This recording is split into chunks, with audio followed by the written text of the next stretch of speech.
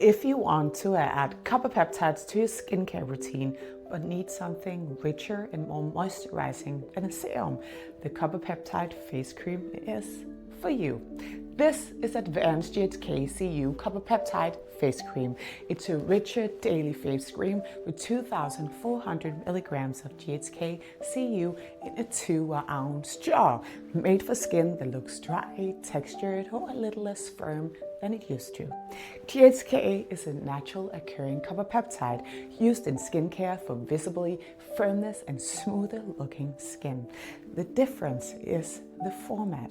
A cream gives you a more moisturizing base than a serum would do. My skin would like a little more support and a blanket. Here is how to use it. Apply it on clean skin to the face and the neck as part of your morning and evening routine. Use a small amount and massage it gently into your skin, like you would with any other face cream. Let it absorb for 1 to 2 minutes before applying anything else. Use it consistently. This is the key. Give it 8 to 12 weeks of consistent use before assessing results.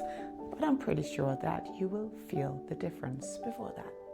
This is a daily copper-peptide cream for skin that looks smoother, firmer, and more like I really take care of my skin.